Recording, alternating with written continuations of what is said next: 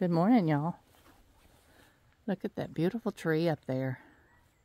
And all those sweet, sweet baby girls.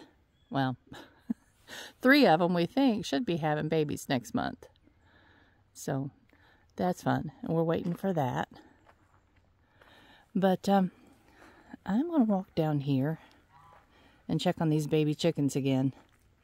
Last night, Hugh and I came down and put the mama and the babies into the big coop. We did that after dark because an extension agent told us that if you put chickens into their new location after dark, when they wake up in the morning, they will just accept that that's where they're supposed to be and that's where they've always been. Hugh's been working on actually next winter's wood pile. But, anyway, this morning I came down and opened everybody up, and the babies would not come out of the big coop. Mama did. She came down with the other girls. But anyway, so apparently they didn't get the memo. I'm curious to see if they came out yet. I went in the house. I stayed down here about 15 minutes. Yep, they're out. But they're trying to get back into their former home. Did you see her? Oh, that was a little rooster, I think. So I wonder if the little girl has came out. Yeah, they're both out. They're both out. Look. There they are. That's the new babies. And Mama.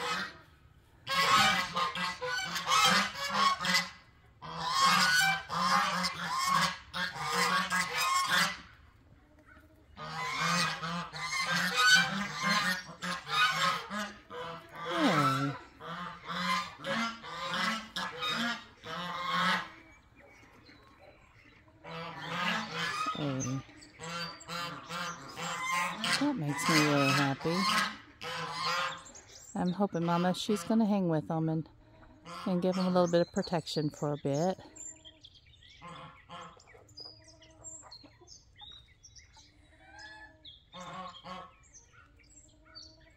What kind of noise are you making, bud? Listen. He's making kind of a cooing sound. That's strange. But as you can see, we still have all the weeds going on. And I told Hugh this morning, I said, I'm glad I hadn't cleaned those weeds up yet, because that will give the babies a place where they can run and hide should they start being picked on. And I don't know, that some of you that have never grown up, hey baby, that have never been around chickens, you may never have heard the term a pecking order, or you may have heard the term pecking order but didn't know where it originated. Well, apparently with chickens, because the chickens create a pecking order. That's, you know, who's the bossy ones and the ones that are on further down the list and have to obey orders, I guess. I don't know. But, so chickens have to live in a pecking order, and sometimes it's fairly brutal until everybody's finally on board with whatever the pecking order is going to be. There comes Stinky. He's the stinky one, booger butt. But he's also a very, very good rooster. When the mama chickens, oh, she's going right up to him, huh? That's interesting. So they're not afraid of the rooster. That's good. They've been, because they've been in this outside enclosure pretty much all their lives, except for the little bit that they lived inside. They've been around the other birds. There's just always been this chicken wire between them. So apparently, just being around them all the time makes them familiar, and they don't feel as intimidated as I was afraid they would. feel.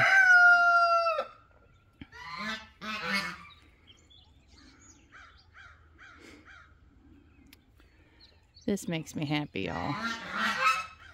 This makes me happy. No, she's going to establish pecking order. That's the mama. That's the one that stayed with them for such a long time. You can see how beautiful her feathers are. That means that she hasn't been aggravated by a rooster. Roosters are fairly brutal when they're mating. You can see the chickens over there. So many of their feathers get pulled out. But this mama, she is perfect. Her little feathers are perfect.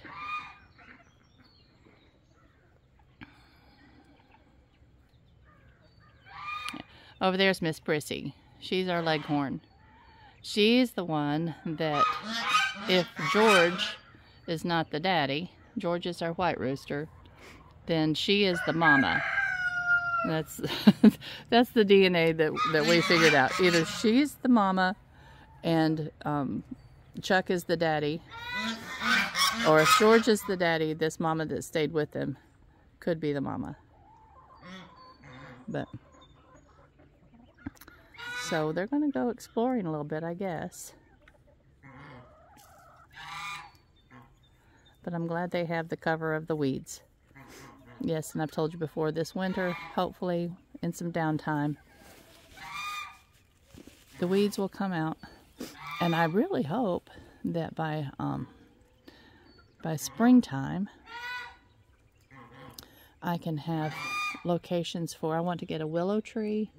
And put a willow tree somewhere right here where this pile of wood is. The wood's, of course, leaving. But I want to put a willow tree right here.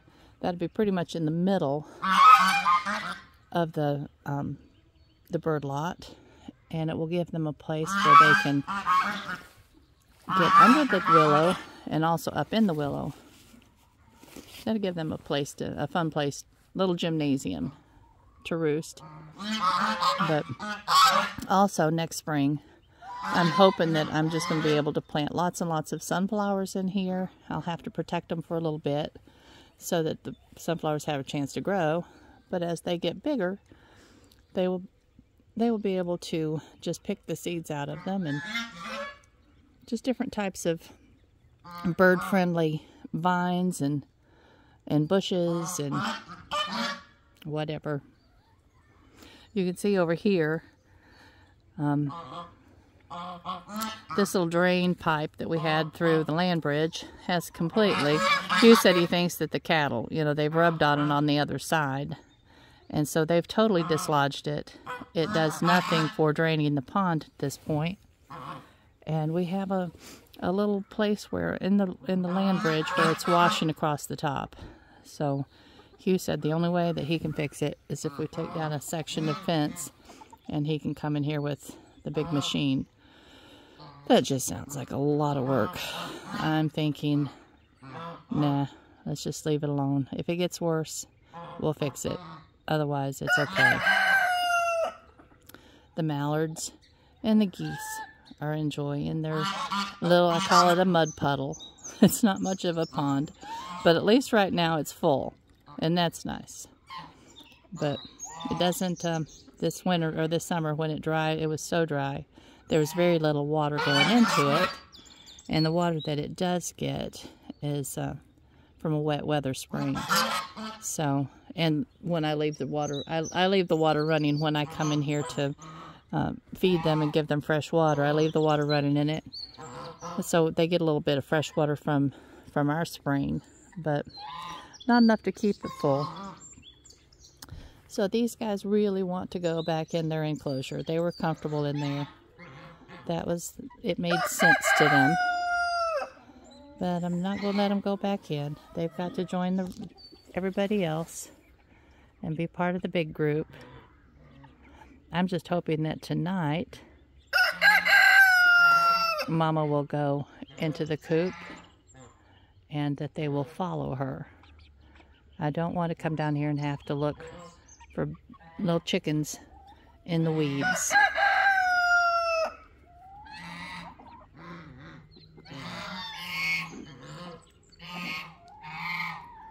Hi, darlings. Look how sweet you are. Look how sweet. You can see how big the comb is on this guy. Pretty certain he's a rooster. I gotta find a home for him.